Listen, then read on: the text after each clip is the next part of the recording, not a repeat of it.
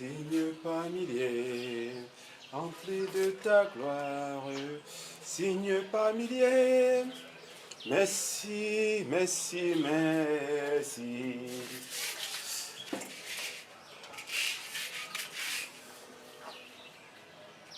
Trois leviers pour sortir du tribalisme. Comment sortir du tribalisme en Afrique et même dans le reste du monde? Pour cela, nous allons vous proposer par cette vidéo trois leviers. Le premier est politique. Au niveau politique, que faut-il faire pour sortir progressivement du tribalisme et apporter une certaine image, une certaine plus-value, un certain équilibre, un véritable équilibre, dirais-je même, en Afrique et même dans le reste du monde. Mais, sur le plan politique, il faut déjà lever le premier verrou, qui est celui de l'éternisation au pouvoir. Et le fait de retoucher les mandats, retoucher les constitutions, ainsi de suite, prolonger les mandats, et ainsi de suite, c'est le principal frein politique qui empêche l'Afrique d'évoluer. Déjà, beaucoup de dirigeants, quand ils entrent au pouvoir, ils s'entourent de leurs proches, de leur famille, ils s'entourent d'un certain nombre d'affinités, d'amitiés, et ainsi de suite, donnant déjà le signe dès le départ qu'ils sont dans une logique d'accaparement, d'une logique d'égoïsme, d'une logique de privilège pour soi et ses proches, ses amis, ainsi de suite. Comment penser que ce que nous avons mandaté en ce moment-là, nos proches, nos amis, nos familles, nos proches, ainsi de suite, peuvent vraiment travailler de manière efficace? Il est difficile. Le premier écrou à lever est celui de l'évitement, est celui de l'objectivation, de la redistribution des postes régaliens au niveau du pouvoir. Oui, il s'agit de redistribuer les postes de manière objective. Tenez par exemple, pour un pays comme le Cameroun qui a plus de 200 et poussières d'ethnies, là on peut décider de repartir les postes selon les 10 principales provinces et pour ça de choisir 10 à 12 principales ethnies. Là on classera telle ethnie dans tel groupe, telle ethnie dans tel groupe, et en ce moment-là, on peut décider dans cette logique d'équilibre, vous allez me dire qu'il y a l'équilibre au Cameroun, mais sur le plan des statistiques, cela me traduit plutôt autre chose. Vous allez maintenant redistribuer les postes d'une certaine manière en disant pour ces gens de telle région, nous allons tel poste, pour tel, ainsi de suite. Et faire en sorte que la redistribution au niveau des postes régaliens soit aussi équilibrée. Il n'est pas question que toute une région prenne les 70% des postes de pouvoir ou 80% et on prend quelques exceptions pour donner l'impression qu'il y a équilibre, pourtant il n'y a aucun équilibre. Comment ceux qui sont à 70% garants d'un certain potentiel de pouvoir, comment vont-ils se mettre en exécution quand ils savent qu'il n'y a pas de contre-pouvoir réel derrière eux? Pourtant, quand il y a un certain équilibre, ils vont au départ se regarder certains comme des chiens, en chien de faïence, mais à un moment donné, ils seront obligés de se mettre à la tâche, car chacun sera garant de l'autre. Je sais que l'équilibre de pouvoir n'est pas facile, mais il y a des pays qui y sont arrivés. Il y a des pays qui sont arrivés. Oui, prenons l'exemple de ces pays. C'est vrai que vous allez me dire qu'aucun pays n'est arrivé, mais je dis c'est faux. Prenons l'exemple, il y a des pays qui ont pu y arriver. Pourquoi pas nous? En dernier lieu, au niveau toujours du pouvoir, je dirais que l'un des meilleurs moyens d'assurer un certain équilibre, de lever cet écho tribal et cet écho de médiocrité, car pour moi, le tribalisme est aussi synonyme de médiocrité. Oui, vous allez me dire que c'est du communautarisme, mais je dirais pas toujours. Selon la définition des penseurs et des exégètes du communautarisme, ce n'est pas toujours lié au tribalisme. Oui, ce n'est pas toujours lié au tribalisme. Je dirais simplement que au niveau politique, au niveau du pouvoir régalien, l'on pourrait repartir le pouvoir en 2 mandats de 4 ans chacun et les donner, si le pays est reparti en 10 ethnies ou 12 ethnies, prenons l'exemple de 12 ethnies principales ou de 12 macro-ethnies qui regroupent elles-mêmes les micro-ethnies. On peut dire pour les 2 premiers mandats, c'est telle ethnie qui dirige. Et on dit sur un siècle, on va repartir ça sur un siècle. Elle a 2 mandats de 4 ans chacun. Les prochaines 8 années reviennent à telle ethnie. Les prochaines 8 ainsi de suite. Sur 100 ans, on aura reparti et on pourra faire des bilans assez efficaces avec des statistiques et autres. Cela permettra vraiment de calmer les ardeurs et surtout, il faudrait que cela soit vraiment applicable et appliqué. Il ne s'agit pas simplement de dire c'est telle ethnie ou telle ethnie, non. Il ne s'agit pas simplement d'un duel. Il ne s'agit pas simplement d'une bipartition du pouvoir, non. Il s'agira de faire tourner la plaque de pouvoir. Vous allez me dire que le pouvoir ne se distribue pas, il s'arrache. Mais vous devez savoir qu'à l'heure actuelle aussi, la donne a changé. La nouvelle donne est celle d'une nouvelle économie du pouvoir, d'une nouvelle vision du pouvoir, d'une nouvelle vision civilisationnelle. Et dans cette nouvelle civilisation, nous serons amenés à faire tourner la plaque de pouvoir ou à laisser périr nos pays. Le deuxième levier ou écrou qu'il faut lever, qui est en quelque sorte le deuxième levier à actionner, est celui de l'économie. Au niveau économique, qu'est-ce qu'il faut faire? Au niveau économique, pour lever la barrière du tribalisme, je reviendrai encore à une chose, le mérite, c'est-à-dire l'objectivité, comme je l'ai fait dans une vidéo précédente, je vous invite à aller la voir, mais c'est surtout le respect, la vision projective et le respect de la chaîne de valeur. Il faudrait avoir une vision projective, une vision qui est implémentée de manière efficace, qui est implémentée de manière véritable, en respectant chaque pan, mais il faut déjà que cette vision soit accompagnée par des moyens d'implémentation à petite, moyenne et à grande échelle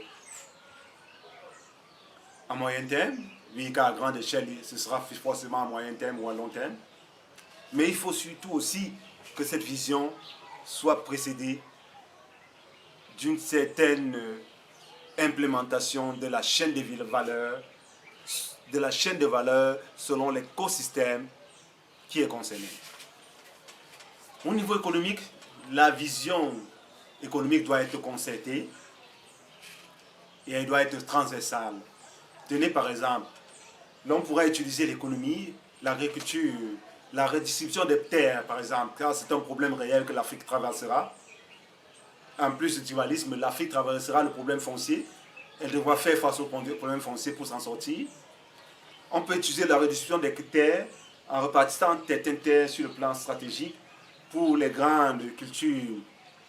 Je ne demande pas de revenir au Gold Coast et autres politiques agricoles de l'ancienne Russie et tout ça, non? Mais il faudra revenir à des grands blocs de culture, des grands bassins de culture, et utiliser par exemple ces grandes terres, ces grandes zones agricoles pour booster les zones industrielles.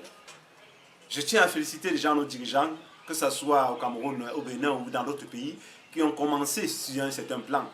C'est vrai, là encore à petite échelle, mais ils ont commencé en déclarant des zones industrielles qui permettront de booster l'économie. Oui, ils ont déclaré des zones industrielles. Certains ont même déjà commencé à implémenter. Certains ont déjà trouvé les financements, comme à Kribi. D'autres, maintenant, ont déjà commencé à implémenter les premiers bassins industriels, les premières zones industrielles, les premières industries. Usines ont commencé à être construites, par exemple au Bénin. Cela est un plus. Mais comme toujours, je reviendrai aux statistiques, je reviendrai aux données. Un exemple sur 1000 ou 1 million, c'est déjà bien. 2, c'est mieux. 3, c'est encore mieux. Mais cela reste toujours une goutte d'eau dans l'océan. Aussi, Je ne parlerai même pas trop de vitesse, mais je parlerai des visions concertées. Car beaucoup de gouttes d'eau, comme ça, de par l'Afrique, vont finir par faire un mini-fleuve. Et ce fleuve permettra d'irriguer l'économie africaine. Mais toujours est-il que cette vision soit concertée au niveau macroéconomique, au niveau régional, sous-régional et au niveau même global de l'Afrique. Et surtout, cette vision doit être accompagnée d'un levier inconditionnel qui est la monnaie ou les monnaies africaines. Arrêtons de nous leurrer, de rêver, de rêvasser. Oui, c'est une monnaie stable, français. Oui, ceci, cela, tous ces slogans. Mais dans le fond, quand on regarde, vous allez me dire, oui, il faut apprendre, il faut la connaissance, il faut savoir gérer les gens, ainsi de suite. Ce qui est vrai. Mais il ne faut pas se rêver.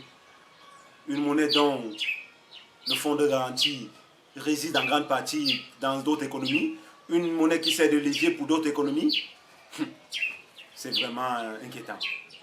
Une monnaie, avant de servir d'autres économies, doit vous servir, vous. C'est pour cela que les États-Unis ont leur monnaie, l'Europe a fait sa monnaie, l'Inde, les pays d'Eurasie et autres sont en train de faire leur monnaie, ils ont même leur monnaie pour certains. À quand nos monnaies communes africaines?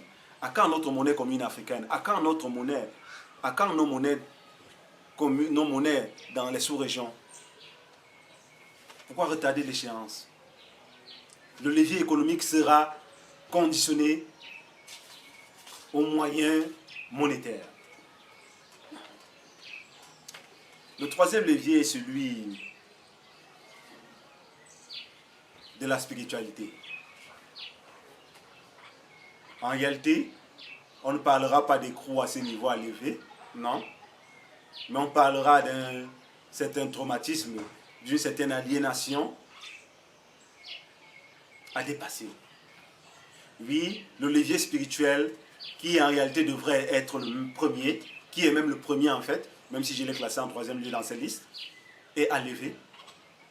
Il est à bâtir, il est à rebâtir même. Tout esprit, toute pensée, toute conception, toute idée, tout moyen qu'on veut implémenter sur cette terre commence dans la tête, dans l'esprit. Comment bâtir une Afrique solide quand nos esprits sont conditionnés vers l'extérieur, quand nos esprits sont tournés vers les cultures de l'autre, quand nos enfants n'arrivent même plus à parler nos langues, quand nos enfants ne connaissent même plus leur village, quand nos enfants ne connaissent même plus leur culture, quand nos enfants ont honte de leur culture, honte de leur territoire, honte de leurs proches, honte de leurs parents.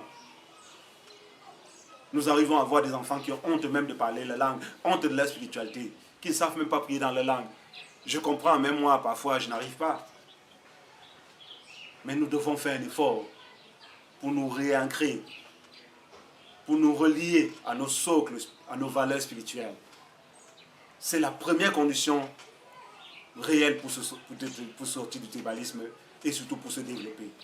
Oui, je ne reviendrai même pas sur le devoir de mémoire, sur la mémoire de nos anciens qu'il faut revitaliser, sur cette mémoire qu'il faut réhabiliter, car cela est une autre condition sine qua non pour se libérer de tous ces maux. Mais je dirais simplement que sortir du tribalisme, pour enfin me résumer, sortir du tribalisme en fin de compte, c'est partir déjà de cette vision spirituelle, ontologique, de cette vision spirituelle première, la revisiter. Vous me direz que c'est bizarre de revisiter l'esprit, mais il faut le faire sans forcément retoucher tous les fondamentaux, car la spiritualité conditionne même toutes les existences, toutes nos existences sur cette terre, que ce soit en Afrique, que ce soit en Europe, que ce soit en Amérique, que ce soit en Asie, que ce soit dans d'autres continents. Nous devons partir de ce terreau spirituel, nous devons le revitaliser, nous devons ensuite penser au levier politique qui doit être stabilisé et qui doit être rotatif de manière efficace. Nous devons enfin ancrer tous ces efforts sur des moyens de progrès économique qui permettront à l'Afrique de peser de tout son poids et d'avoir une image véritablement représentative, une image qui est respectée et respectable, une image mieux valorisée, une image illuminée de par le monde. Liberty, we gotta free to our liberty. We got to move to our liberty. We gotta come out. Oh, got to move and. We got to move to our liberty.